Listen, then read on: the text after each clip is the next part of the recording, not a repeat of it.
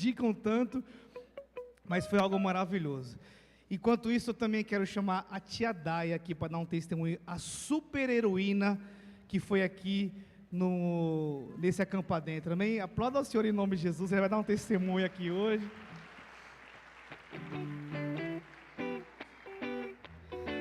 Quase saiu voando aqui, a Daia. Cara, de verdade, que dedicação, que amor, né, que vocês fazem. Parabéns, viu, mano?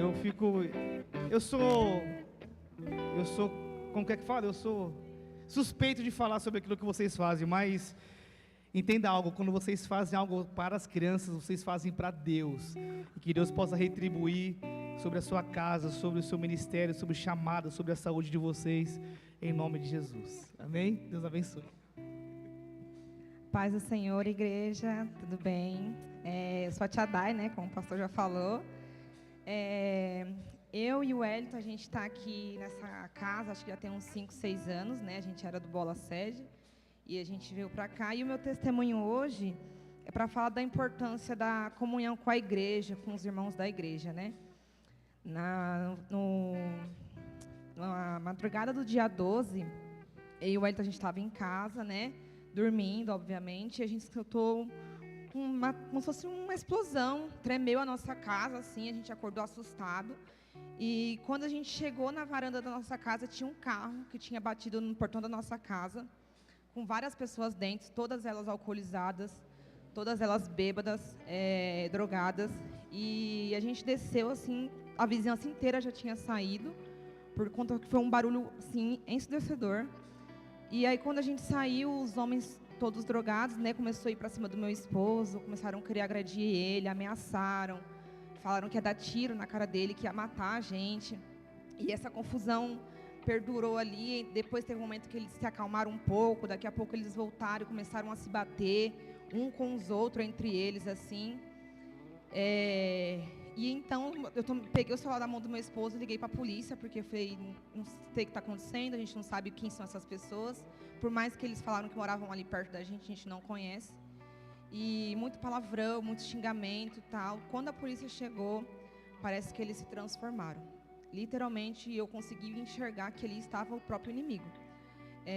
Eles começaram a nos ameaçar, falaram que ia matar a gente, que ia destruir a nossa vida.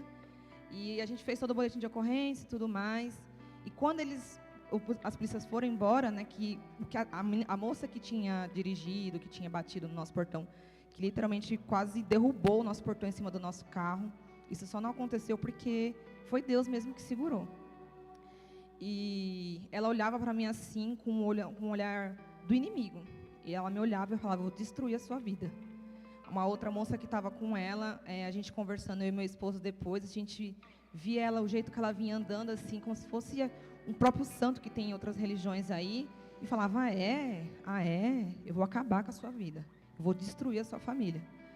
E eu olhava assim, e eu já até falei para a Fernanda, já teve vezes que na escola, eu tinha medo de apanhar.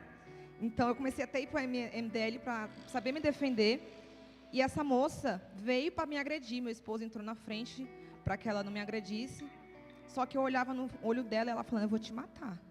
E aí, Deus soou assim no meu ouvido. É o próprio Satanás que está falando através da boca dela. Mas não tenha medo, eu estou com você. E eu peguei e falei assim, eu não tenho medo de você. Pode vir quem quiser, eu não tenho medo de você. E parece que quanto mais eu falava isso para ela, que o Espírito Santo me fortalecia e falava, não tenha medo. Olha no olho dela, você não tenha medo. E eu falava, eu não tenho medo de você. Mas ela ficava irritada. Mas ela ficava nervosa com aquela minha postura. E depois que eles tiraram o carro, uma humilhação assim gigantesca. Ela usou das palavras mais chulas para humilhar o meu esposo. E em todo momento, amor, pelo amor de Deus, o Espírito Santo está com você. Não se deixe ouvir isso, porque se fosse qualquer outro homem, se fosse qualquer outra pessoa que não tivesse em Cristo naquele momento, teria ido para cima, teria xingado, mas pelo contrário, ele foi sábio o suficiente para manter a postura, manter a calma, defendeu a mim, defendeu a minha mãe, que estava naquele momento, e a gente entrou para dentro, tal, e a gente não sabia nem o que fazer. E a gente conhece muitas pessoas do mundo, né? E naquele momento, meu esposo preferiu ligar para uma pessoa aqui da igreja. E esse casal, ele nos acalmou, cuidou da gente, nos abraçou, levou o pai dela, que cuidava, sabia reformar portão. E naquele mesmo dia, acho que era por volta de 1 hora no máximo, o nosso portão já estava arrumado. E talvez podem pensar, tipo, mas foi só uma batida, foi só um portão. E eu falei assim, eu nem vou testemunhar. A Adri, até eu fui na casa dela, ela falou assim, você tem que testemunhar. Porque muitas vezes a gente deixa as coisas passar, muitas vezes as coisas acontecem e a gente não sabe para quem ligar, não sabe para quem falar. E eu e meu esposo, desde quando a gente começou a namorar, a gente tinha nossa vida pessoal muito privada. A gente não abria nosso casamento para ninguém. A gente não sabia, não é que a gente não sabia, a gente preferia se manter privado. Mas depois que a gente entrou na igreja, que a gente conheceu algumas pessoas aqui na igreja, a gente viu a importância da comunhão. Porque foi neste momento que Deus usou a vida desses 2 irmãos para cuidar da gente, para ir até a nossa casa, para nos abraçar, para falar as palavras certas, para nos conduzir a não errar. Porque naquele momento de humilhação, naquele momento de agressão, de uma ridicularização mesmo, porque foi horrível. Foi assim uma cena que quem visse falasse, meu, vergonhosa. Na frente da minha mãe, uma senhora, na frente da vizinhança inteira. Palavras assim, agressivas. E Deus esteve ali. Ele viu as pessoas para cuidar da gente naquele momento. Assim como uma outra vez também que roubaram nosso carro aqui na porta da igreja. E Deus também colocou irmãos que nos cuidou naquele momento. Então, quando aconteceu isso comigo, eu falei assim, nossa, será que eu preciso falar? Será que eu preciso testemunhar isso? E Deus tocou no meu coração e falou, você precisa falar da importância da porta aberta, você precisa falar da importância da comunhão com os irmãos, você precisa falar, porque eu estava ali no meio deles, quando os pais desse casal que chegou na nossa casa, e minha mãe falou assim, o portão só não caiu por conta da tranca que tem no meio. Ele falou assim, não, o portão só não caiu porque Deus não deixou. E foi isso. Então, o que eu queria compartilhar, eu não sei porque Deus quis isso, que eu compartilhasse isso, mas falar, a gente está aqui, a gente é realmente uma família, a gente realmente tem irmãos que estão com a gente no momento de alegria, mas também está com a gente no momento de tristeza, no momento de uma tribulação, que por mais que fosse vergonhoso, Deus estava ali naquele momento, Ele cuidou da gente, Ele nos protegeu, e mal algum aconteceu. Então, se um dia você sentir algo que você fala, meu, o que eu posso fazer, para quem eu posso contar, lembre-se que sempre vai ter uma pessoa que vai estar orando com você. A Bíblia diz que Deus envia amigos que vão ser mais próximos que irmãos, e realmente, eu e meu marido, a gente vive isso. Hoje aqui nessa casa a gente tem pessoas que são muito mais próximas de mim e dele do que minha própria família, que estão sonhando com a gente, que ora com a gente, que chora junto com a gente. E eu só tenho que agradecer a cada um deles, agradecer a Deus por ter colocado essas pessoas, agradecer a Ele, porque se não fosse Jesus Cristo, eu não conheceria ninguém dessas pessoas. E é isso. Obrigada, gente.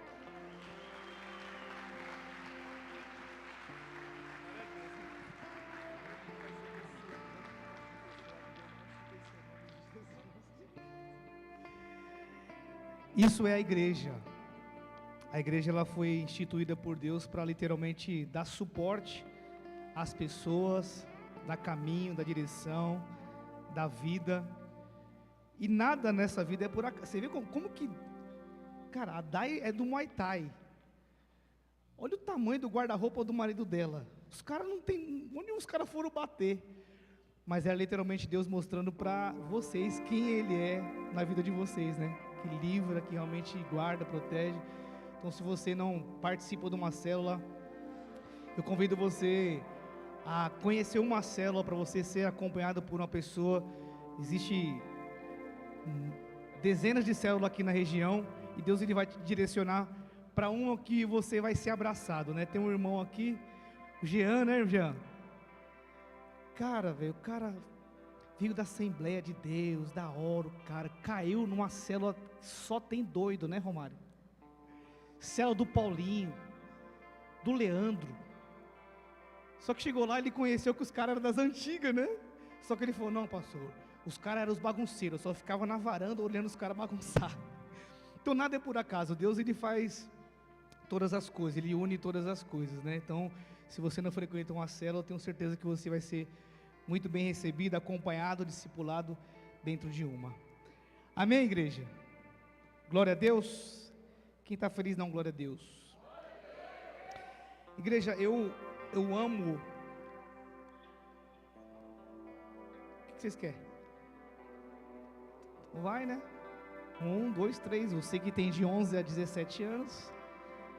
O culto específico dos teens, eles ficam me cobrando. Eles têm coragem de me cobrar. Ei, esqueceu? É uma outra igreja, né? Glória a Deus e aleluia. Vai eu não deixar eles subirem. Esvaziou. Você que está lá hoje, tio Henrique. Glória a Deus. A gente, hoje, na caminhada do Evangelho, na nossa vida cristã, a gente entende que nós já estamos caminhando para uma salvação. Nós já estamos trabalhando para salvar o maior número possível de pessoas. E ontem eu estava num casamento, eu conversando com um outro pastor, eu falei, cara, a gente precisa levantar um exército para nos suportar, para um dia pregar para nós. Isso a gente faz através do cuidado, do discipulado, dos teens, né, dos flames, do ministério infantil. E a palavra de Deus, ela é muito real quando fala sobre geração, sobre dar suporte, sobre construir para essas novas gerações. E quando nós estamos aqui dando suporte para eles, nós estamos fazendo com que eles construam algo. Além do Acampa Dentro, nós temos nessa igreja o culto Kids, que é um culto totalmente direcionado por eles. Eles pregam, eles tocam o instrumento, né? Tem os diaconinhos, né? Aqueles que são os diáconos pequenininhos, eles ficam no boas-vindas, eles ficam na intercessão, e é literalmente ensinar eles a ser igreja. Então a gente está construindo algo para os nossos filhos. Davi também, ele deu suporte para os seus filhos, ele construiu ali para Salomão, para os seus filhos. Davi, quando ele estava chegando próximo do fim dele, próximo ali de entregar sua alma para Jesus, ele não sabia que ele não seria o construtor do templo onde Deus seria adorado. E algo que a gente faz nessa igreja, que é cultura de diversas igrejas, mas isso é um princípio, é um mandamento que a gente faz, é literalmente sustentar essa obra com o nosso dízimo, com a nossa oferta. Não é para a gente fazer o que a gente quer, mas é literalmente para fazer aquilo que Deus quer. 1 Crônicas 29, se você puder abrir no versículo 2 em diante, a palavra diz assim: forneci grande quantidade de recursos para o trabalho do templo do meu Deus, ouro, prata, bronze, ferro e madeira, bem como ônix para os engastes e ainda turquesas, pedras de várias cores e do todo tipo de pedras preciosas e mármore. Além disso, pelo meu amor ao templo do meu Deus, agora entrego das minhas próprias riquezas, ouro, prata para o templo do meu Deus, além de tudo que já tenho dado para este santo templo. Ofereço, pois, 150 toneladas de ouro puro de Ofir, 245 toneladas de prata refinada, para o revestimento das paredes do templo, para o trabalho em ouro e em prata, e para todo o trabalho dos artesãos. Agora quem hoje está disposto a ofertar dádivas ao Senhor? Então, os chefes das famílias, os líderes das tribos de Israel, os comandantes de 100, de 1000 e de 100, e os oficiais encarregados do trabalho do rei, ofertaram espontaneamente.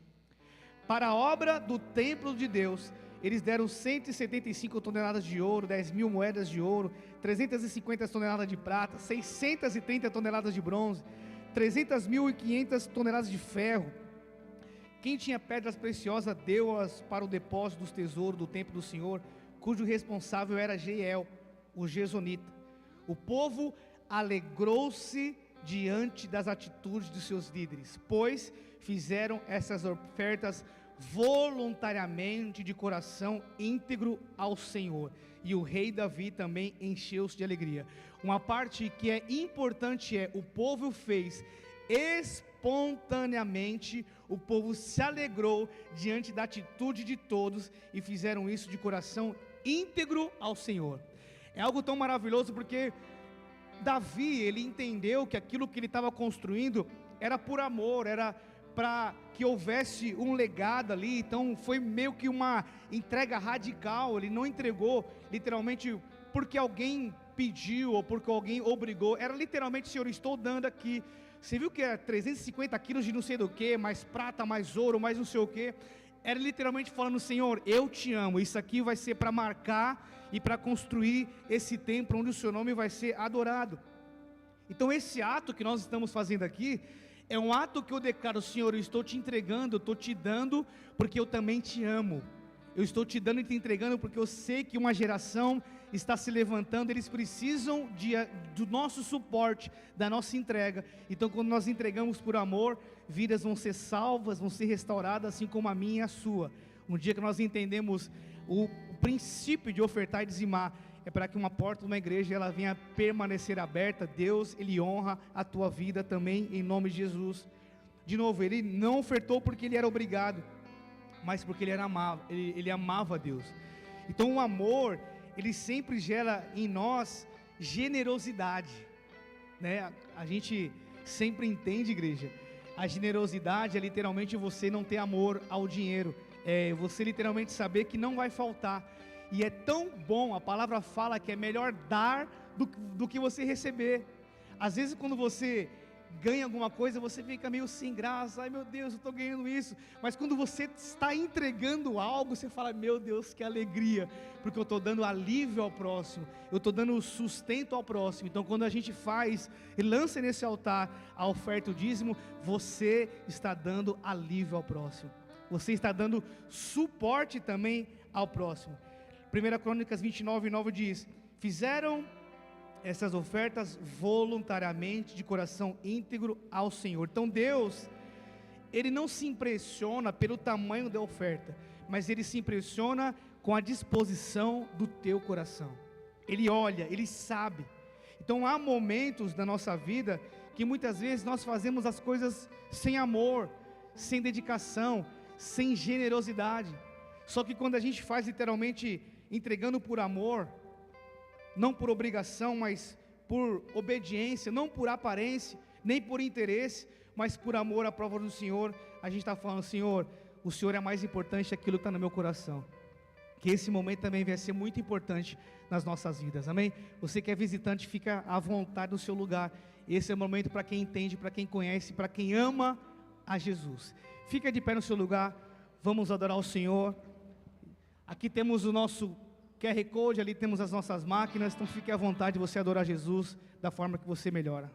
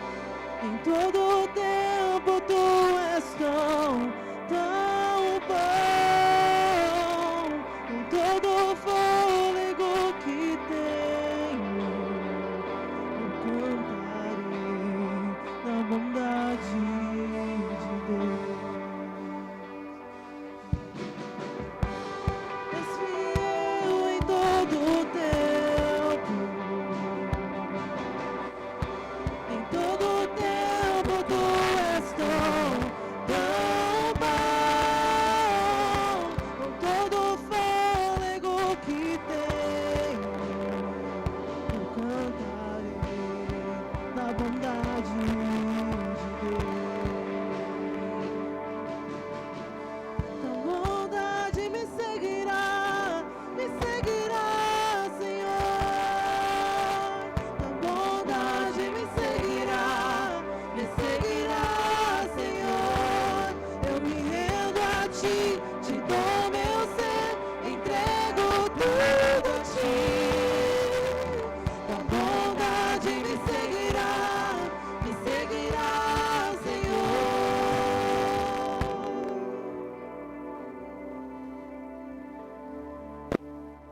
Glória a Deus, aplauda o Senhor bem forte. Aleluia. Estenda essa mão para cá.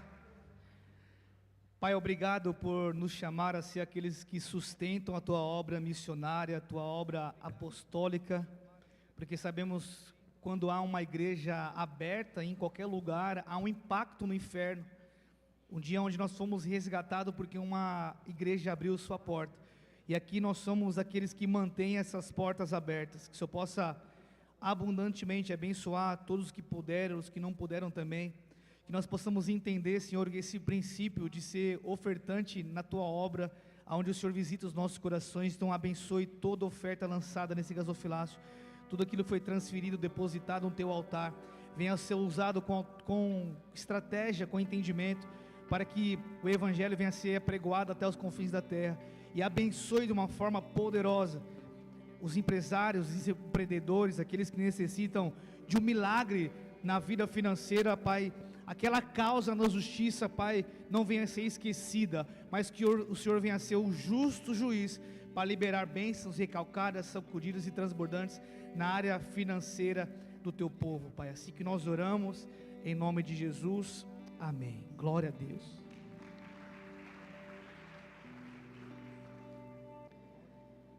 Glória a Deus.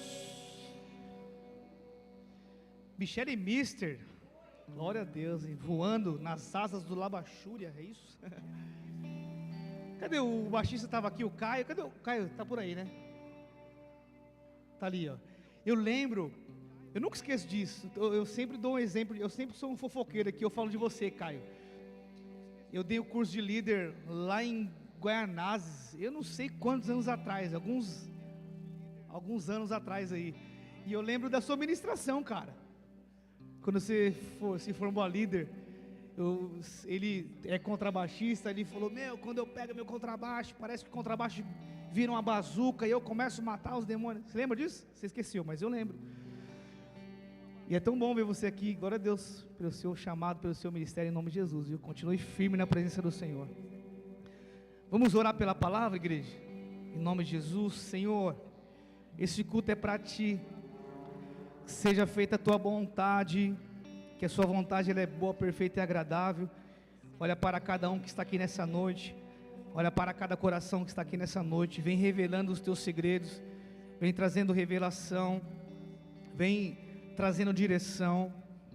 Nós estamos necessitados e com sede da Tua palavra, que transforma, que nos confronta, que traz amor, que nos rasga, que separa juntas e medulas, e aqui estamos colocando o coração da Tua igreja no Teu altar, que venha a ser um coração contrito e quebrantado, que tudo aquilo que o Senhor tem para nós, nada e ninguém venha roubar e venha tirar. Em nome de Jesus, blinda a entrada e a saída dessa igreja, tira toda a sonolência, toda a devagação da mente, tudo que impede do Teu mover, do Teu Espírito nessa casa, nessa palavra, nós repreendemos em nome de Jesus. Usa a minha vida mais uma vez, amém e amém. Glória a Deus.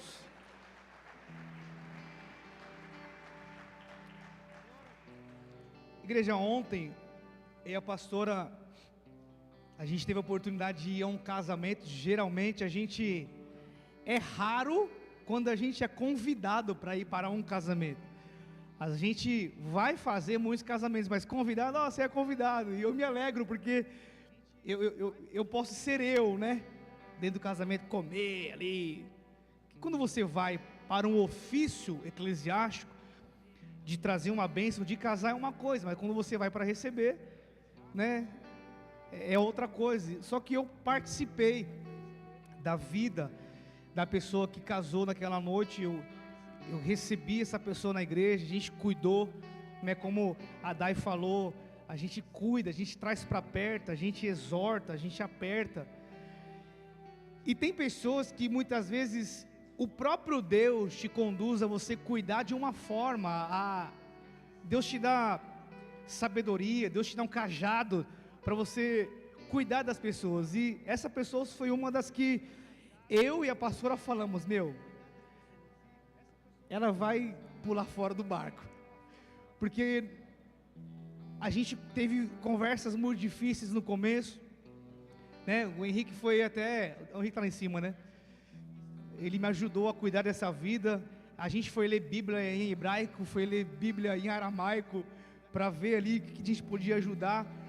E Deus me ministrou muito indo para esse casamento, que Deus falou assim: conforme mais for a intensidade da sua luta, do seu problema, da sua adversidade, a intensidade da vitória e da alegria que Ele vai fazer na sua vida será a mesma.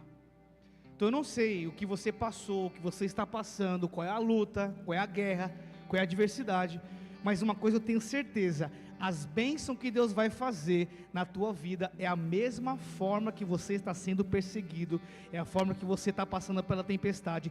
3 pessoas entenderam e deu glória a Deus aqui.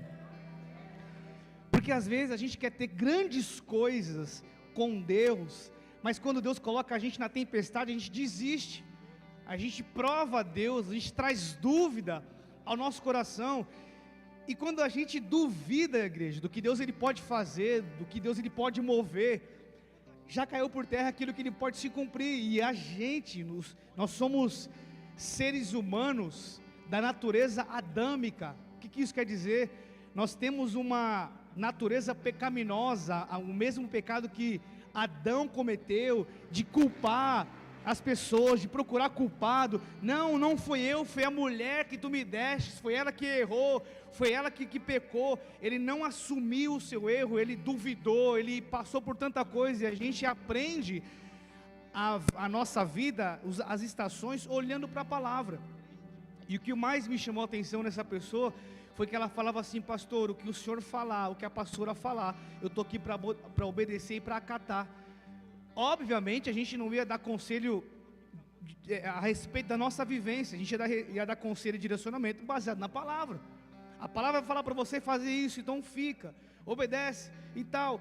E Deus fez uma coisa muito rápida na vida dessa pessoa. Não tem família, ou tem pessoas que Deus Ele pega assim, Ele muda a história da pessoa em 1 mês, em 2 meses, em 3 meses. Deus Ele pode fazer isso na tua vida. Quando o Pentecostes veio lá em Atos, a palavra fala que o de repente entrou na casa de Pedro e houve ali os sinais, milagres, prodígios e maravilhas. Eu acredito no de repente de Deus, onde Deus Ele de repente Ele pode fazer uma coisa na tua vida. Só que antes de acontecer o de repente, você tem que plantar, você tem que obedecer, você tem que acreditar, e você não pode duvidar. Estão comigo? Quando a gente duvida, a gente luta contra a própria palavra de Deus. Quando a gente duvida, a gente tira em xeque a fé que Deus entregou para nós. Abra sua Bíblia em Números 16, a gente vai ler bastante. Amém? Quem não leu hoje a Bíblia, vai ler bastante hoje. Só para criar um cenário ali, antes da gente ler Número 16, o povo de Israel, eles tinham sido tirados do Egito, eles viram ali os milagres acontecer, eles viram as pragas, eles viram o mar vermelho ficar em terra seca, eles viram coluna de fogo durante a noite, eles viram ali coluna de nuvem durante o dia. E era um povo que eles viveram diversos milagres, eles viram muitas maravilhas ali, eles viram a presença de Deus. Sabe quando você vê, convive, milagres que ninguém consegue explicar? O povo de Israel foi esse povo que viveu, viu, ele apalpou as coisas ali. Só que mesmo assim, era um povo que via os milagres, que via a provisão de Deus, mas era um povo que vivia reclamando, murmurando e duvidando. Eles viam as coisas acontecerem, mas mesmo assim eles se apegavam às coisas que eram táteis, às coisas que eram banais, eles não se apegavam à fé do Senhor. Então em Números 13 e 14, quando você começa a ler ali, quando o povo de Canaã, eles voltam ali de Canaã, eles foram visitar a terra, se literalmente a terra era uma terra que emanava leite e mel ali, e quando os espias descem e começam a falar da terra que era prometida, eles decidiram acreditar pelo medo. Poxa, mas aquela terra é uma terra prometida, mas tem gigante, é uma terra que eu dá medo, meu Deus, eu estou na dúvida se literalmente esse é algo de Deus ou não. Então, pelo fato de ter essas dúvidas, uma geração, por consequência disso, teve que peregrinar durante 40 anos no deserto. E esses dias a gente ouviu, né? E a pastora, eu sei que Deus tem uma promessa, mas às vezes eu duvido. Eu falei, então já era, a promessa não vai se cumprir. Eu sei que eu tenho uma palavra na minha vida, mas eu muitas vezes eu desacredito. Então, é mais ou menos como o povo, vendo e ouvindo a terra prometida de longe, mas eles tinham dúvida e eles alimentavam essa dúvida. Então esse cenário de Números 16, quando a gente chega em Número 16, fala sobre a história de um homem que chama Corá. Para quem não sabe, Corá, ele era um levita, e para nós hoje levita é aquele cara que toca, mas o levita é aquele cara que ele era delegado a ele cuidar do templo, organizar o templo, arrumar o templo. Eles tomavam conta das ofertas, os caras que limpavam. Eles não só apenas tocavam, mas eles tinham um poder, uma autoridade dentro do templo. E Corá, ele era esse cara ali que ele transportava os objetos sagrados de um tabernáculo para o outro. E ele não era um homem que era distante de Deus. Corá era um homem que ele tinha a presença de Deus. Ele andava de acordo à obediência do Senhor. E ele era um cara que ele servia um ministério. Ele não era um visitante na igreja. Ele não era uma pessoa que era nova convertida, mas é um cara que servia. Era um obreiro da casa do Senhor. Estão comigo? Um cara que servia, estava ali, viu tudo ali. Só que em vez de ele ser grato, dele ter esse chamado e cumprir esse chamado de Deus ali, ele passa a desejar ali aquilo que Deus não tinha dado para ele. Ele começa a desejar aquilo que era o chamado de outra pessoa, dentro do templo, dentro do seu clã ali, e literalmente a sua insatisfação que ele tinha dentro do ambiente que ele vivia, ele começa a ter inveja da galera. Isso é bíblico, tá? Depois você lê tudo lá para falar que eu não estou falando nada baboseira aqui. E quando Corá, ele começa a ter inveja, ele começa a criar uma rebelião. Rebelião nada mais é que uma reunião de pessoas para dividir um povo, para dividir uma igreja, para dividir uma família, para dividir uma empresa. Eu acho que você já deve ter visto, vivido, ouvido falar sobre, poxa, sabe aquela pessoa, ela trouxe uma divisão ali, ela fala, a pastora, eu até falo que ela estava em um hospital, agora ela está em outro, e aí as pessoas se unem para falar mal do chefe, mal disso, mal daquilo. Eu falo, misericórdia, esse grupo de rebelião, eles não concordam, eles não aceitam, né? Então a rebelião, ela nada mais é algo que é feito para literalmente trazer desunião, principalmente pela liderança. Eu preciso trazer ali contenda, divisão. E esses movimentos que acontecem literalmente é para deturpar a liderança da igreja. Quando Corá, ele começa a se rebelar junto ali com o seu clã, junto com a sua família, o propósito era, a gente precisa denegrir e montar um movimento para acabar com Moisés, para acabar com Arão. Só que quem deu a missão e o propósito para Moisés e Arão foi o próprio Deus.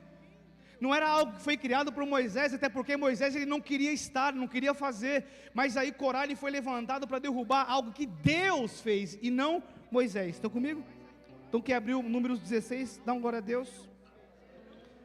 Então vamos ler, meu Deus, vamos ler bastante. 2 litros de água para mim aqui. Quem dormir dá um glória, amém? Vamos até o 35. Corá, filho de Sar, neto de Coate, bisneto de Levi, reuniu Datã e Abirão, filhos de Eliabe, e Eon, filho de Pelete, todos da tribo de Ruben. E eles se insurgiram contra Moisés.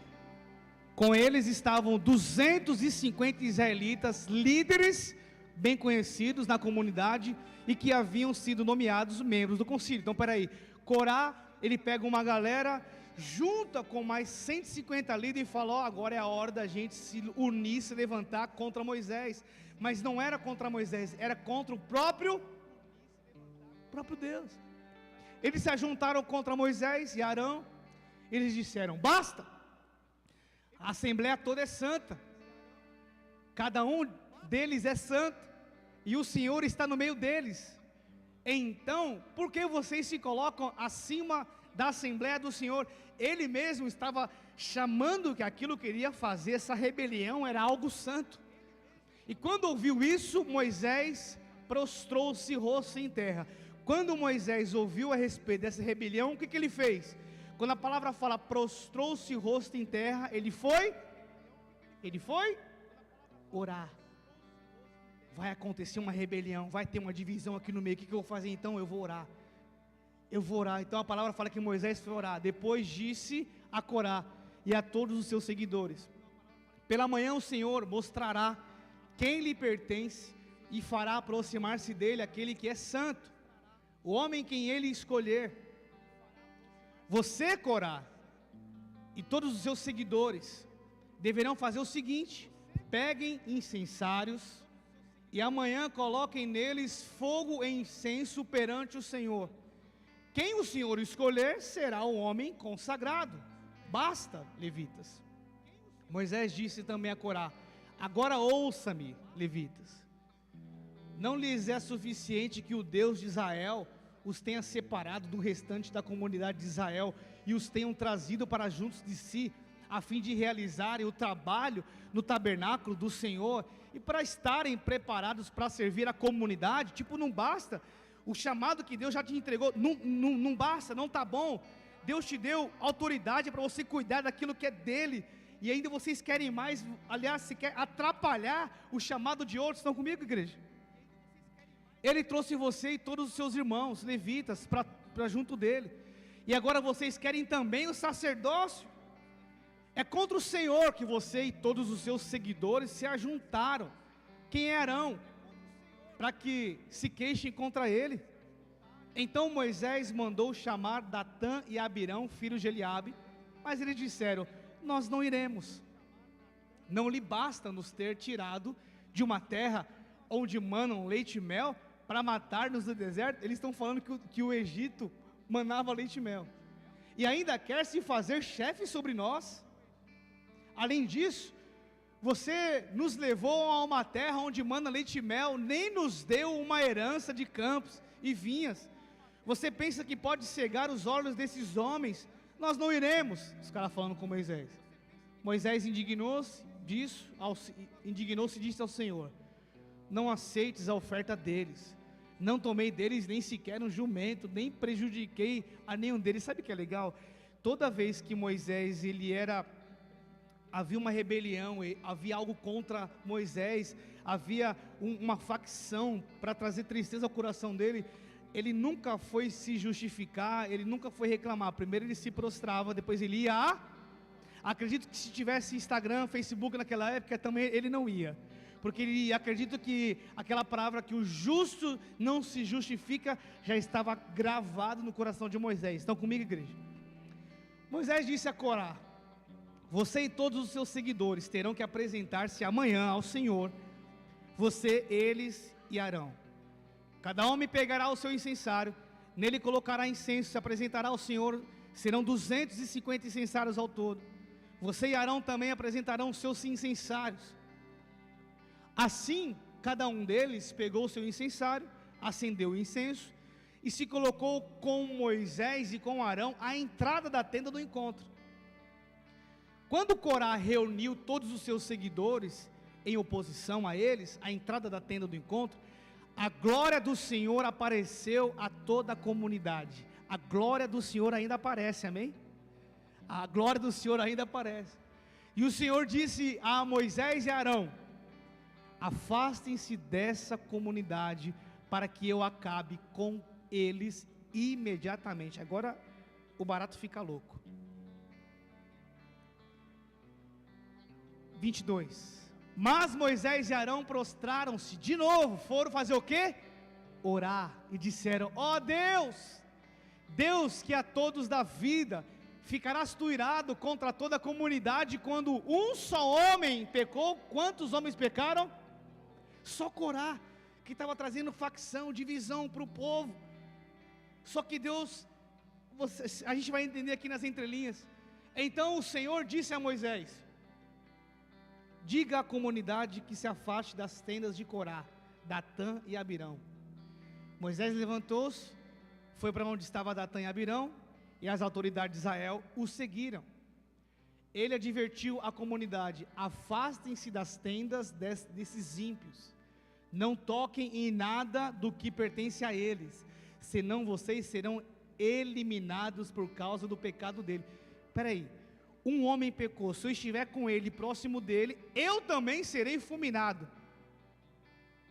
Olha só a importância de você andar com pessoas que são santificadas no Senhor. Eles se afastaram das tendas de Corá, Datã e Abirão. Datã e Abirão tinham saído, estavam de pé à entrada das suas tendas, junto com suas mulheres, seus filhos, suas crianças pequenas. Junto com quem? Mulheres, seus filhos e crianças pequenas. E disse Moisés: assim vocês saberão que o Senhor me enviou para fazer todas essas coisas, e que isso não partiu de mim. Moisés estava falando o que eu fiz, o que eu falei, as ordenanças, os mandamentos, a separação dos sacerdotes, as lideranças para cá. Tudo que eu fiz aqui não foi algo meu, foi algo que Deus instituiu. Então Corá estava se levantando algo que Deus tinha instituído. Aí Moisés continuou: se estes homens tiverem morte natural, experimentarem somente aquilo que normalmente acontece aos homens, então o Senhor não me enviou. Mas se o Senhor fizer acontecer algo totalmente novo, e a terra abrir sua boca e o engolir junto com tudo que é deles, e eles descerem vivos ao Seol, ao inferno, então vocês saberão que estes homens desprezaram o Senhor. Moisés estava tipo assim, colocando o que Deus estava realizando à prova. Falou: ó, se o cara morrer aqui foi porque morreu mesmo e está tudo certo, porque chegou a hora dele. Mas se Deus abrir o chão, eles desceram ao inferno, ao Seol, junto com suas famílias, junto com seus filhos, é porque literalmente Deus ele fez isso. Assim que Moisés acabou de dizer tudo isso, o que aconteceu? O chão debaixo deles fendeu. O que fendeu? Abriu uma brecha, rasgou foi tudo, e a terra abriu, a sua boca o engoliu juntamente com as suas. Ah, mas o pecado que eu faço é só sobre mim, o meu erro é só sobre mim, o meu pecado através do pecado de um homem, toda a sua família pagou, com todos os seus seguidores, juntos os seguidores também. Se você tiver seguidor, tiver assim como Corá, seu Instagram vai para o saco. Todos os seguidores de Corá, com todos os seus bens, desceram vivos à sepultura com tudo o que possuíam. Pensam, a casa, o carro que você lutou tanto para você ter, vai tudo para o inferno se você não tiver em obediência à palavra de Deus. Mas nós estamos obedientes à palavra do Senhor, amém? Glória a Deus. Aí, com tudo o que possuíram, a terra fechou-se sobre eles e pereceram dentre a assembleia. Diante dos seus gritos, todos os israelitas ao redor fugiram, gritando: a terra vai nos engolir também. Quem eram os israelitas? Era o povo que era prometido por Deus. Só que eles viram o cara que trouxe facção, divisão para a igreja descer. Eles também falaram: agora deu ruim, porque a terra vai nos engolir também, a gente vai morrer junto, e agora? Só que Deus tinha uma aliança com o teu povo, Deus tem uma aliança com a gente. E aquele que vive segundo os decretos do Senhor não vai morrer enquanto a promessa do Senhor se cumprir. Só que nós sabemos em nosso coração o que nós estamos fazendo de certo ou errado, amém? A gente sabe. A gente sabe que se amanhã a gente cair, a gente sabe o porquê nós caímos. A gente sabe que se amanhã Deus realiza uma bênção, a gente sabe o porquê Deus realizou uma bênção nas nossas vidas. Então veio fogo da parte do Senhor e consumiu os 250 homens que ofereciam incenso. Parabéns, vocês leram grande parte da Bíblia hoje. Aplauda ao Senhor pela vida de vocês.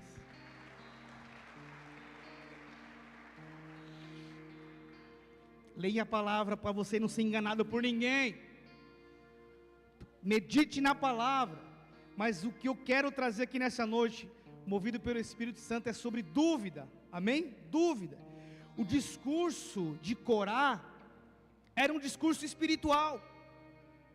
Ele falou algo espiritual, porque ele fala assim: peraí, chamou Abirão e outro amigo dele, falou: cara, isso aqui é algo santo, peraí, vamos resolver. Então ele veio com um discurso literalmente espiritual. Então ele parecia que Corá, ele queria defender a igualdade e a justiça, mas na verdade ele estava ali literalmente questionando uma autoridade que Deus entregou para Moisés. Não, peraí, não, eu vou lá fazer o que está acontecendo aí. Só que o grande problema nunca foi Moisés.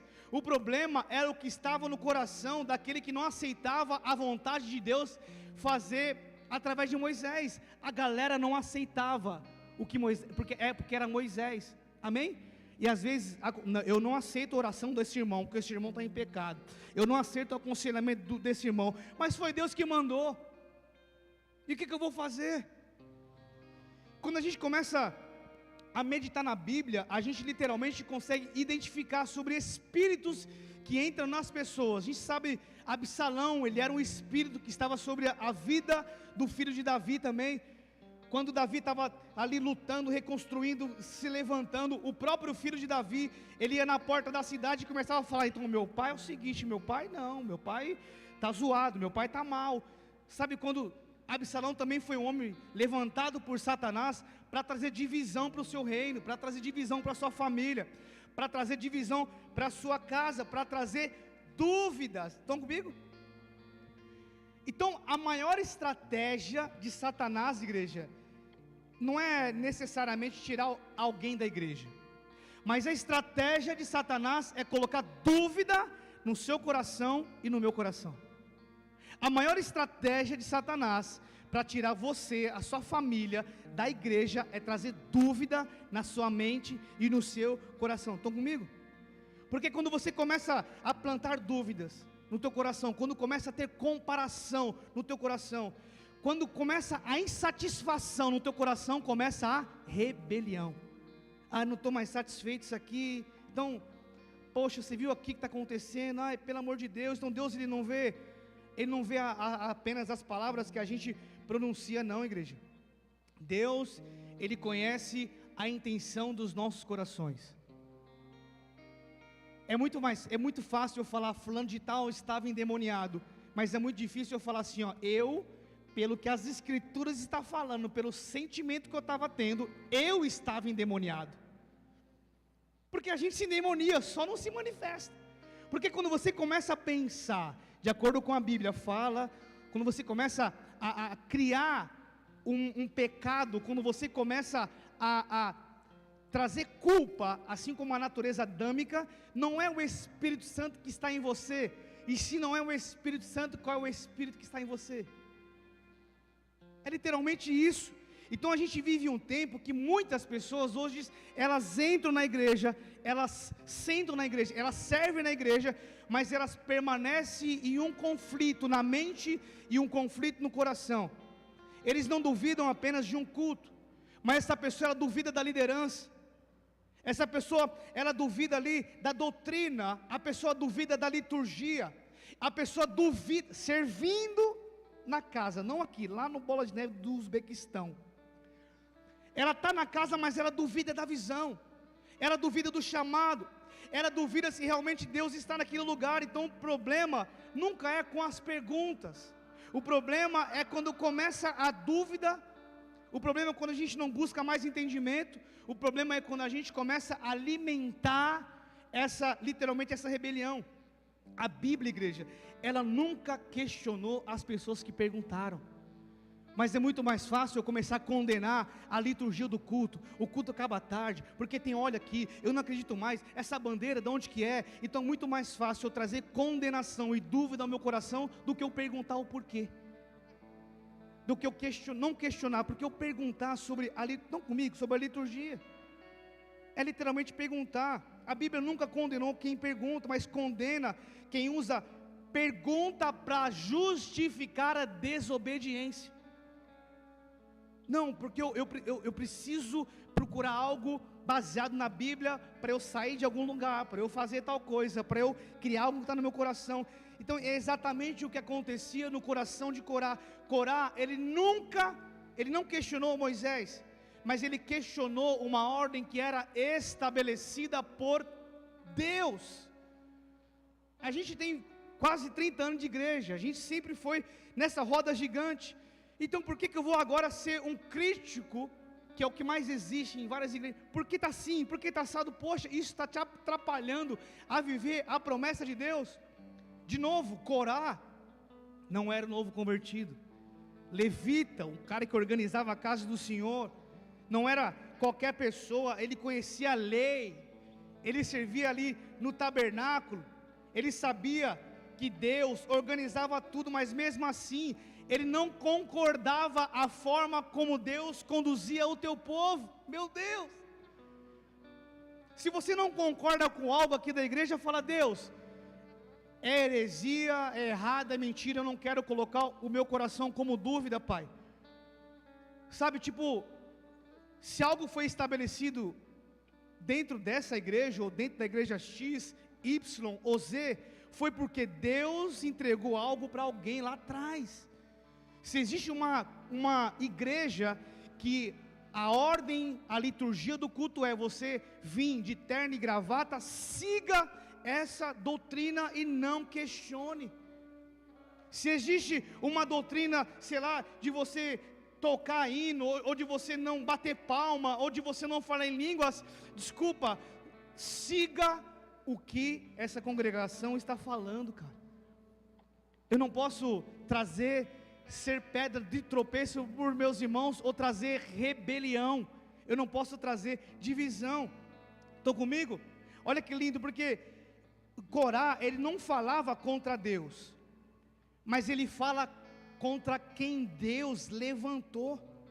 O inimigo, ele sabe, se ele derrubar uma autoridade, a estrutura vai vir ao chão. O inimigo, ele sabe, se ele ferir um líder, ele vai ferir toda a célula, porque quando o líder para, a célula acaba. Se Satanás ele fere o pastor, as ovelhas ficam. E existe uma diferença entre o eu não entendi e o eu não aceito. O não entendi é porque, peraí, então eu vou buscar aprender, eu vou saber a respeito disso. Agora o não aceito, a pessoa já decidiu em resistir. Estão comigo? Eu não aceito isso. Então a pessoa já decidiu. É que nem aqui.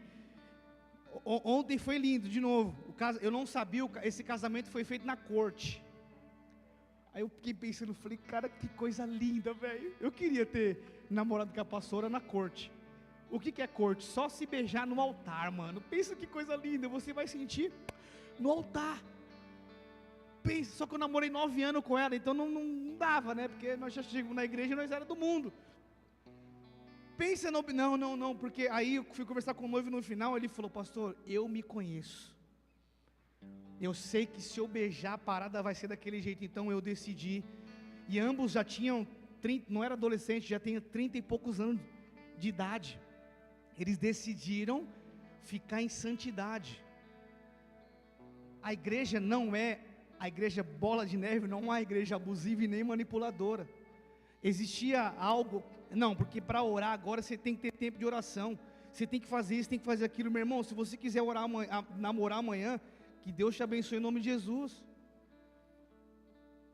É você que escolheu. Ou se você chegar em algum líder aqui e falar, Deus me falou, você poupa muitas coisas, né?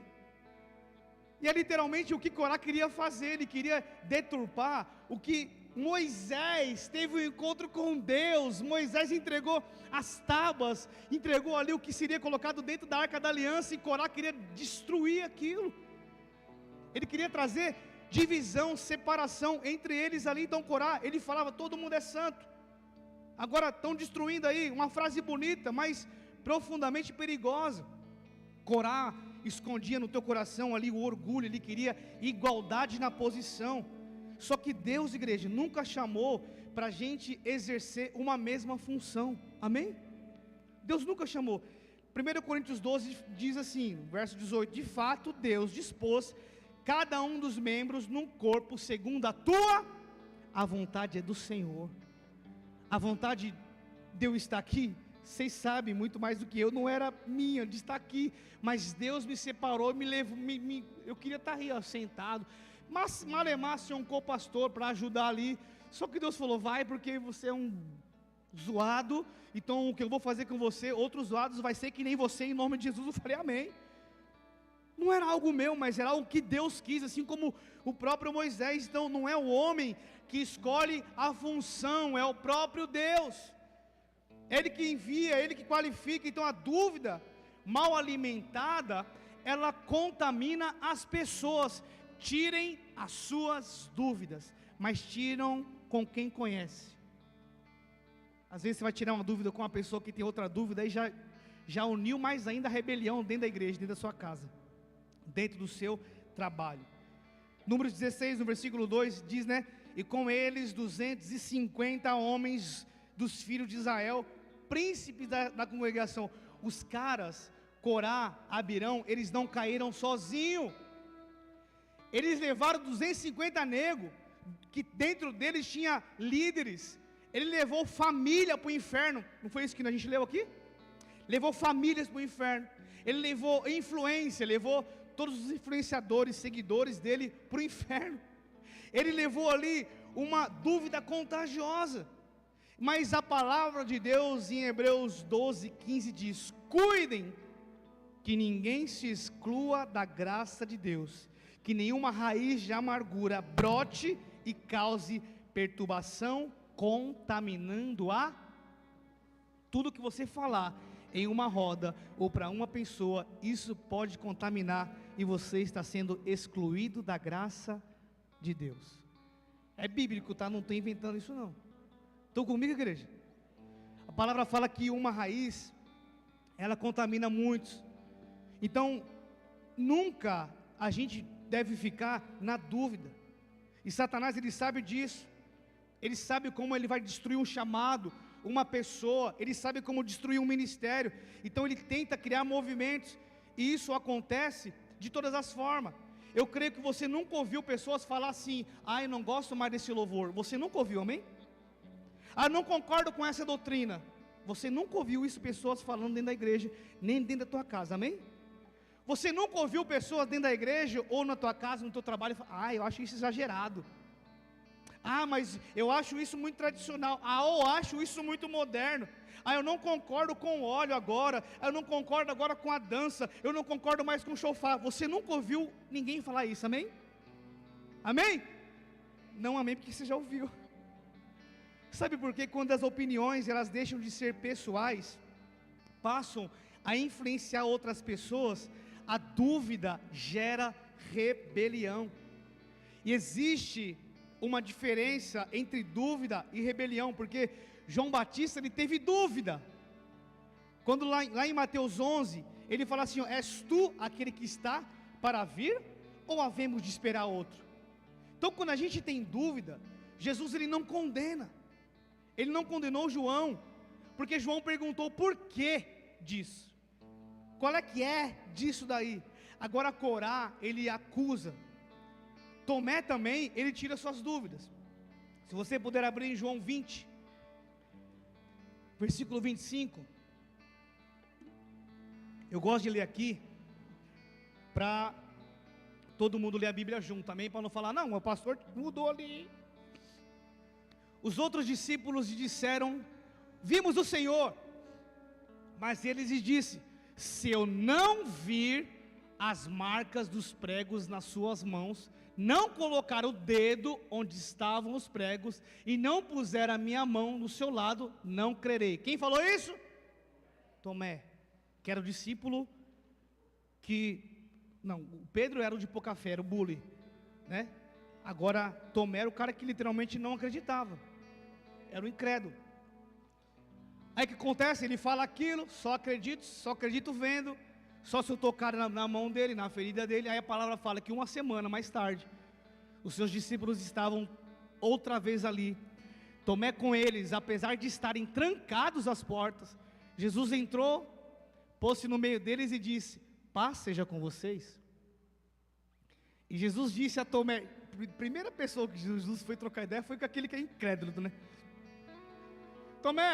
Tomézão, incrédulezão, que vive na dúvida, coloque o seu dedo aqui, veja as minhas mãos, estenda a mão e coloque-a no meu lado, pare de duvidar e disse-lhe Tomé, Senhor meu e Deus meu. Porque ele foi lá, ele tocou. Quando a gente pega essa palavra duvidar, no grego, ela quer dizer distazo, que significa hesitar, ficar entre duas decisões. Será que isso é verdade? Será que é real? Será que isso aqui é coisa minha ou não é? Será que funciona? Essa pedra, eu não sei nem de quem que é, segura aí, estou brincando. Essa pedra aqui é a pedra do sei do quê? Se eu tiver essa pedra colada na minha porta, vou ter prosperidade. Se não, meu Deus do céu. Então, dúvida é hesitar, é vacilar. Dúvida é ficar dividido, é ter a mente dividida, é oscilar entre a fé e o medo. Então, quando Tomé está na situação, quem aparece para ele? O rei. Oh glória, Jesus entra, aparece para ele. Sabe por quê? Porque ele teve uma dúvida sincera. Quando você tiver alguma dúvida, chama Jesus, mano. Não vai no Google não, não liga por irmão não, fala Jesus, se isso é real, me revela na palavra de Deus. Se isso é real, me mostra, traz revelação para mim. Então Corá, ele não queria respostas, Corá queria mudança. Não, porque eu quero que seja do meu jeito, da minha forma. E já que chegou pessoas em mim falando assim, glória a Deus, porque agora está tendo uma reforma no Bola de Neve, eu acredito agora que muitas coisas não vai acontecer, não vai ter mais óleo, não vai ter mais prancha, vai ser um púlpito normal, porque agora não vai rolar mais egg. Essa pessoa ela queria trazer literalmente rebelião para uma coisa que já existe há muito tempo.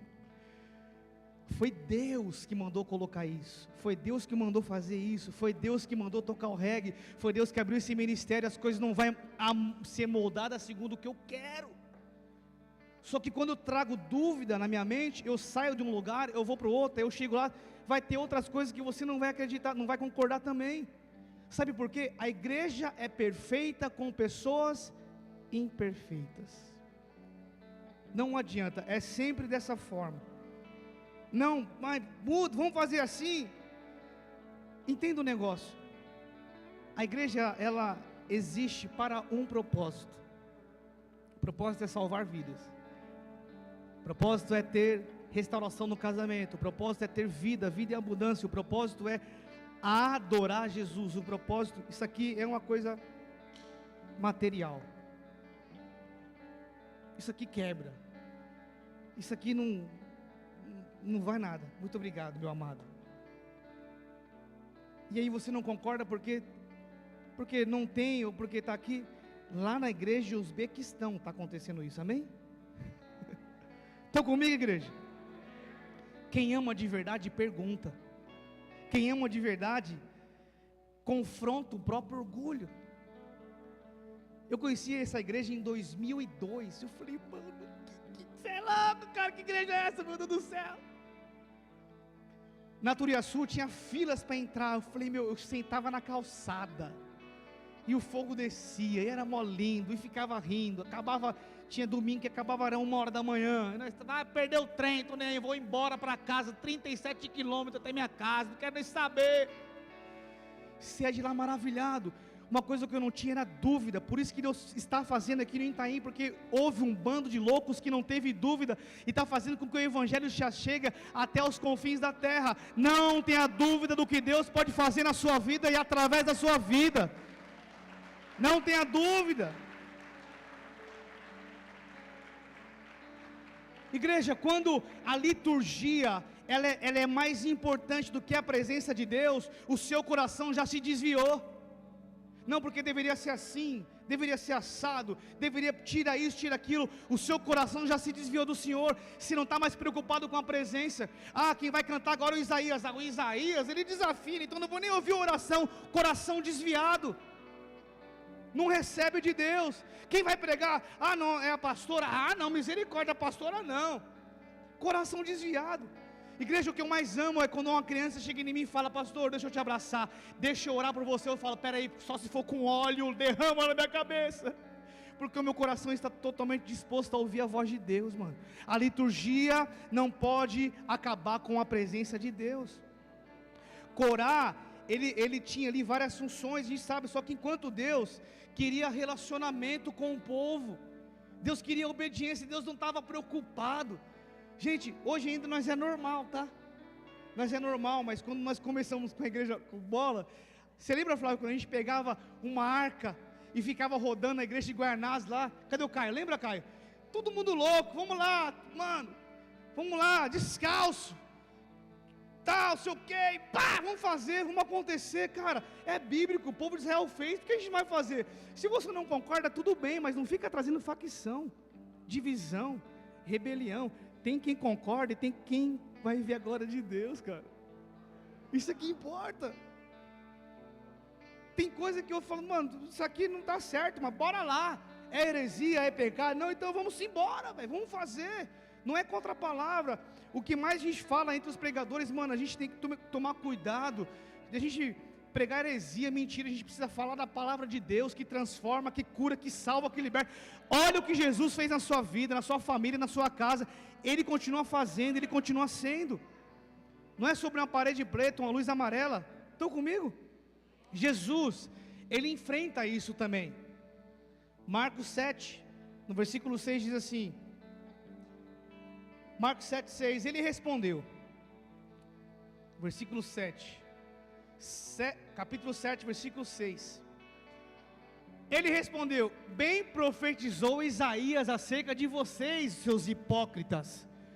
Como está escrito: esse povo me honra com lábios, mas o seu coração está longe de mim. Em vão me adoram, os seus ensinamentos não passam de regras ensinadas por homens. Vocês negligenciam os mandamentos de Deus e se apegam a tradições é sobre graça, é sobre misericórdia, é sobre o poder de Deus, não é sobre nada que o homem quer, não é sobre nada que o homem faz, cara. E o que mais acontece hoje é homem achando que pode mudar a Bíblia. Um pastor acabou de me mandar aqui uma mensagem e falou: irmão, olha aí o que está acontecendo, uma igreja renomada está aceitando como membro homossexual. Tudo bem. Está aceitando como membro, diáconos, para orar, homossexual. Irmão, eu não sei se você é ou se você não é. Eu acredito num Deus que cura todas as coisas, mano. A palavra fala assim, ó: vem como estás. Aqui nós tem vários testemunhos do cara não gostar de mulher. Hoje o cara está gostando até demais. Agora eu aceitar algo que a Bíblia não fala? E a partir daí as coisas vão piorar. Vou sair dessa igreja, vou para outra porque lá é mais sério. Vai piorar também lá. Igreja perfeita com pessoas. Eu li tudo. Então, os fariseus, eles defendiam uma tradição. Não, porque tem que ser dessa forma. Os próprios fariseus rejeitavam Jesus. Só que hoje acontece também o contrário. As pessoas, elas rejeitam qualquer forma a ordem de liberdade, mas Deus ele continua sendo Deus de ordem. Ordem e decência. 1 Coríntios diz isso. Tudo, porém, seja feito com ordem e decência, com decência e ordem. 1 Coríntios 14, no versículo 40. Está com ordem, está algo decente, é algo que é de Deus. Igreja, liturgia não salva, mas desordem também não agrada a Deus. Posso falar algo aqui? O culto começa às 18. Que hora você tem chego aqui para adorar o Senhor? O culto começa às 10. A gente tem uma liturgia, mas essa liturgia precisa ser uma liturgia com ordem. A coisa mais, grava isso no teu coração, a coisa mais importante no culto é o momento da adoração. A palavra é maravilhosa, mas o louvor é onde você é curado, onde você entrega, onde você, sabe, tipo, e eu vejo a pastora chegar em casa às 5h15 da tarde, em uma correria danada para a gente chegar aqui, com os meus cabelos desarrumados, porque eu preciso prestar um culto de adoração a Jesus, desde o primeiro acorde de um instrumento.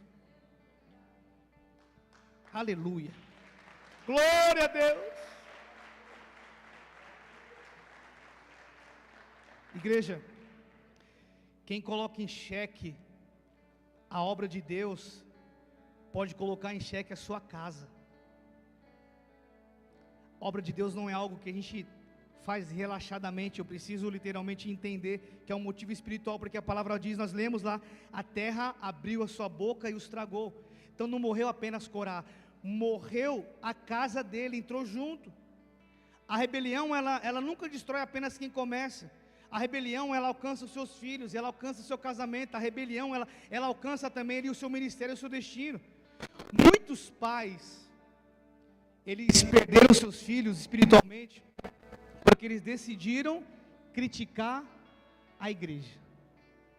É um culto abençoado desse, aí entra dentro do carro e já começa, você viu lá o pastor careca, você viu o Flávio Chorão, você viu o Val, não sei o quê, você viu a adoração, você viu? Isso não acontece no seu carro, nem na sua casa, só lá na igreja de Uzbequistão. É algo espiritual. Quando você começa a criticar a igreja na tua mesa, você está implantando algo no coração do teu filho, que ele vai pegando nojo da igreja. Ele vai pegando, a igreja é isso? Em casa eu tenho um adolescente lá, a gente tem mau cuidado, aí a gente fala assim, não está ouvindo nada não, ele só fica assim, ó. Só que em casa a gente tem mesa, em casa a gente tem comunhão, em casa a gente tem oração, e eles sabem, meus filhos sabem como é bênção conduzir uma igreja. Estão comigo, igreja? Então os filhos, eles crescem ouvindo, porque a igreja é errada, porque o líder é errado, porque está errado, porque o pastor erra, porque nada presta, então depois não entende porque o filho não quer vir mais para a igreja. Então cuidado com as suas palavras. Moisés, ele não brigou, ele deixou literalmente Deus responder. O que Moisés ele fez? Eu vou orar, porque o justo não se justifica. Eu vou me prostrar aqui. Então primeira reação de Moisés, quando falaram mal do teu ministério, do teu chamado, que ele fez? Eu vou orar, não vou discutir. Então quem anda com Deus, não precisa defender o seu ministério. Deus defende o teu chamado e o teu ministério. Isaías, se eu não me engano, 54 diz que toda ferramenta preparada não prosperará. Toda arma forjada contra ti não vai prosperar. A igreja é de Cristo, o seu ministério e o seu chamado é de Cristo Jesus. Então o maior perigo não é sair da igreja, o maior perigo é estar na igreja com o coração dividido. Eu saio, mas o problema é, eu não concordo com isso. Israel, ele continua caminhando ali, mas muitos já não caminhavam com o coração. Eles estavam ali, e no meio dessa caminhada, dessa peleja, dessa luta, eles falavam, eu quero voltar para trás, eu não aguento mais, eu estou com saudade das cebolas, dos nabos lá do Egito. Então voltaram para trás. Estão comigo, igreja? Não seja você um como esse. Jesus ele fala, esse povo me honra com os lábios. Então o problema nunca foi o corpo, o problema sempre é o coração. E talvez você Existem pessoas aqui que vieram cansados, cantaram, serviram, adoraram, mas ainda carregam dúvidas. Que ainda carregam questionamentos. Pessoas que servem aqui desde o começo, mas ainda existe crítica, existe comparação, existe corações divididos, mas é o próprio Espírito Santo de Deus que Ele nos chama, não para defender uma liturgia, mas Ele nos chama para proteger o nosso coração. É do coração que procede todas as coisas. Eu não posso ter meu coração dividido. A igreja perfeita nunca existirá, porque ela é formada por pessoas. Cristo continua sendo perfeito. Ele continua sendo o mesmo. E a grande pergunta, igreja, não é: você está seguindo a Jesus ou está seguindo a igreja? Porque quem vive avaliando as coisas, não vive para servir. Olha o que está escrito aqui em Hebreus 10, já estou finalizando, amém? Hebreus 10, capítulo 10, versículo 23.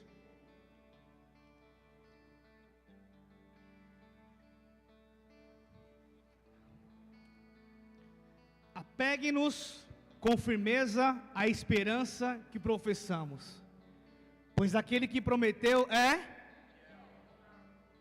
E consideremos-nos uns aos outros para incentivar-nos ao amor e às boas. Essa carta é para a igreja. O que Deus está falando? Considerem uns aos outros para incentivar-nos ao amor e às boas obras. Não deixemos de reunirmos como? Segundo o costume de alguns, mas encorajemo-nos uns aos outros, ainda mais quando vocês veem que se aproxima o dia. Que dia? O dia que Jesus voltar, velho. Só que quando a gente olha para o cenário na terra, é totalmente ao contrário. Igrejas estão fechando, igrejas estão reduzindo, estão diminuindo, porque não está acontecendo esse ajuntamento no amor. Não está acontecendo o que a Dai ministrou aqui. Amém? Não estou falando isso só da igreja Bola de Neve. A gente vê quantas igrejas aí virando placa. O cara que recebe a unção aqui, o cara vai amanhã, aluga um boteco e abre uma igreja. Misericórdia. Não sabe quem ungiu, não sabe quem levantou, não sabe quem acompanhou. Sabe quantas igrejas existem aqui no Itaim Paulista? Mais de 1000.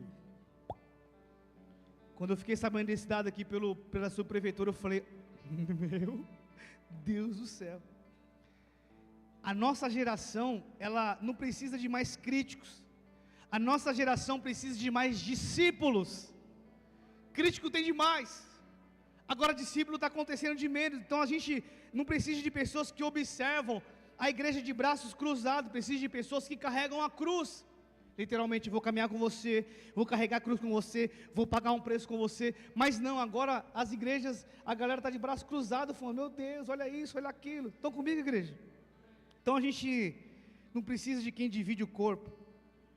A gente precisa de pessoas que edificam o corpo de Cristo nessa terra. A dúvida não pode afastar a gente da comunhão.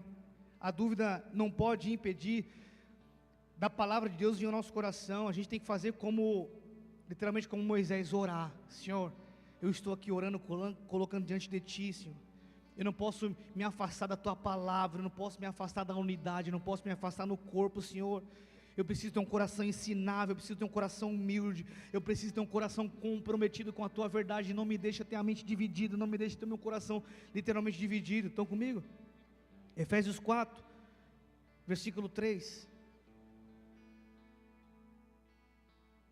Façam todo o esforço para conservar a unidade do Espírito pelo vínculo da paz. Há um só corpo e um só. O Espírito que está em mim é o mesmo que está em você. Em nome de Jesus, o mesmo Espírito que está em você é o mesmo que está em mim. Então a gente precisa estar numa conexão só. A gente precisa estar junto.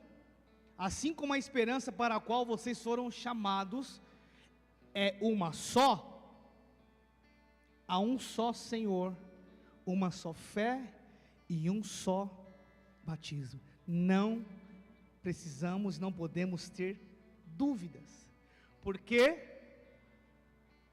um só Deus e Pai de todos, que é sobre todos, por meio de todos e é sobre isso. Não é sobre uma doutrina, sobre um dogma, é sobre Jesus Cristo de Nazaré. Glória a Deus.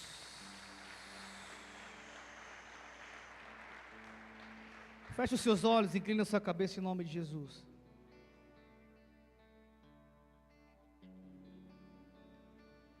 O inimigo, ele não precisa tirar nós da igreja para enfraquecer a gente. Basta ele dividir o nosso coração. Mas quando Cristo, ele literalmente ele reina no nosso coração, a dúvida dá lugar à fé. A crítica dá lugar ao serviço, a divisão dá lugar à unidade, que hoje nós sejamos um povo de uma só mente, um só coração, um só propósito, e o propósito é de glorificar a Cristo, edificar o seu corpo. Talvez o maior campo de batalha da nossa vida nunca tenha sido o mundo. Talvez o nosso maior campo de batalha não é o diabo, não é a circunstância. O nosso maior campo de batalha é o nosso coração dividido, é a nossa mente dividida, e é no coração que nasce a nossa fé, mas também é no coração que a dúvida, ela encontra espaço, mas também é no coração que Deus planta a sua palavra, e é nele também que a amargura, o orgulho, a comparação, as críticas, a rebelião, ela tentam também criar raízes. Mas eu creio, Jesus, que o Senhor falou aos nossos corações hoje, que o Senhor está tirando do nosso meio toda dúvida, Pai, toda crítica, porque o Senhor conhece os nossos corações, Pai. Não permita, Senhor, que uma ferida destrua aquilo que Deus está construindo em nós. Não permita que uma dúvida seja maior do que a cruz. Não permita que uma opinião tenha mais peso do que a palavra. Talvez você tenha sido ferido por pessoas. Talvez você tenha vivido decepções. Talvez você tenha acumulado perguntas que nunca foram respondidas, mas nenhuma dessas coisas pode ocupar o lugar que pertence somente a Cristo Jesus. Cristo, Tu és o centro do nosso coração, Pai. Que nós não viemos a colocar as dúvidas no nosso coração, na nossa mente, que nós não viemos ser pedra de tropeço para os nossos irmãos, mas que nós possamos conduzir um povo, Pai, à salvação, à eternidade, Jesus. Hoje o Espírito Santo, ele não está chamando você para defender uma tradição, um estilo de culto, uma preferência pessoal. Ele está te chamando para você entregar novamente o seu coração, a sua pureza. Quando o coração ele pertence totalmente a Jesus, a paz ela vence a inquietação, a fé ela vence a dúvida. Quando o coração ele pertence a Cristo, a humildade ela vence o orgulho, o amor ela vence a crítica, a unidade vence a divisão. Senhor, a Tua igreja, ela não será reconhecida por ter uma liturgia bonita, Pai, nem uma estrutura impressionante, mas ela será reconhecida por um povo que ama o Senhor acima de todas as coisas. Que nós possamos sair daqui hoje com um único desejo queimando em nosso interior, em ter um coração literalmente indivisível, um coração que não negocia a verdade, que nós possamos ter um coração que não alimenta a rebelião, que nós possamos ter um coração que não vive de críticas, mas um coração que vive de arrependimento. Jesus, obrigado por esse ensinamento, por essa direção, Pai. Que nosso coração seja um só, que a nossa mente seja um, Pai, que o nosso propósito seja um, pois o que mais nós queremos ouvir no grande dia é: muito bem, servo bom e fiel, seja bem-vindo, e hoje você entrará no gozo do teu filho, Pai. Se você ainda não aceitou a Jesus, esse que tira as dúvidas, esse que tira os medos, esse que nos perdoa do nosso pecado, das nossas falhas, esse que faz nova todas as coisas, o leão conquistador da tribo de Judá. Você já teve encontro com Ele, mas hoje Ele quer tirar todas as dúvidas do seu coração e da sua mente. Se você ainda não aceitou a Jesus, levanta sua mão de onde você está. Eu quero apenas que você repita uma oração, não é um compromisso que você faz com a igreja, mas é você levantar a mão e falar: Jesus, eu sei que Tu és o Cordeiro vivo de Deus, e eu Te recebo nessa noite. Eu tenho certeza que a minha vida vai mudar, que não terei mais dúvida, que eu terei a Sua proteção, que eu terei a Sua vida.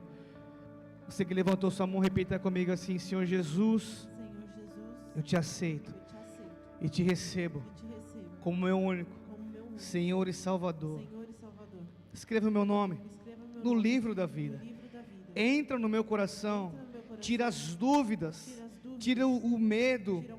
Pai, coloque em mim o Teu coração e faz em mim uma nova história. Pai, em nome de Jesus Cristo, não apenas na vida daquele que o Senhor que levantou a mão, mas em nós, que nessa noite nós possamos, Pai, declarar que nós seremos e teremos uma só mente, um só coração.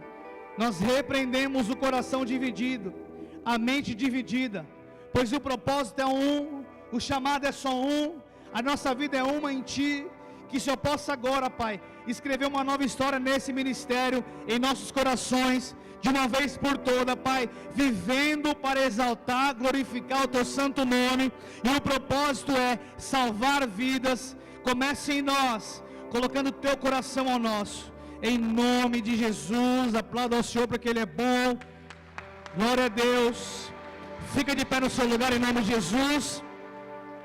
Se você não frequenta uma das nossas células, o pessoal do Boas-Vindas vai estar lá na porta para pegar o teu contato, o teu telefone. A Selminha e a Dona Ivete vai estar ali para receber vocês em nome de Jesus, amém? Igreja, nesses últimos tempos Satanás ele tem tentado de todas as formas destruir o teu e o meu chamado, deturpar a noiva de Cristo nessa terra. Assim como essas palavras que nós lemos hoje, que nós possamos ter uma mente, um coração, que nós não venhamos a duvidar daquilo que Deus vai fazer sobre a tua vida, o teu chamado, o teu ministério. Vamos adorar o Senhor em nome de Jesus?